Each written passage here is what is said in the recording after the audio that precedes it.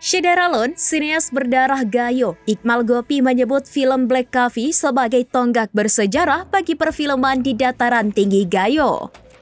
Film layar lebar yang dibintangi Reza Rahardian dan Syaine Febrianti itu merupakan film pertama yang seluruh proses produksinya dari awal hingga akhir dilakukan sepenuhnya di tanah Gayo. Iqmal Gopi yang merupakan alumnus Institut Kesenian Jakarta atau IKJ yang terlibat langsung sebagai asisten sutradara dalam produksi film tersebut mengatakan untuk pertama kalinya sebuah film berdurasi penuh digarap sepenuhnya di sini.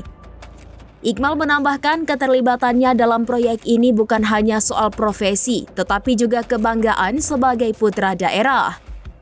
Ia berharap film ini dapat membuka jalan bagi produksi-produksi selanjutnya yang bisa menggali kekayaan budaya dan alam Gayo sebagai latar cerita sekaligus sumber inspirasi visual. Film Black Coffee ditangani oleh sutradara Jeremias Ngayon dan melibatkan banyak talenta lokal baik dalam aspek teknis maupun artistik. Tak hanya menyuguhkan keindahan alam Gayo, film ini juga mengangkat nilai-nilai budaya dan semangat kemandirian masyarakatnya, termasuk melalui elemen khas seperti kopi Arabica Gayo yang telah mendunia. Dengan capaian ini, Black Coffee diharapkan menjadi awal dari geliat baru industri perfilman daerah, khususnya di Aceh Tengah dan Benar Meriah sebagai bagian dari ekosistem kreatif nasional. Dari Aceh Tengah, Fikar W. Eda, serambinews.com.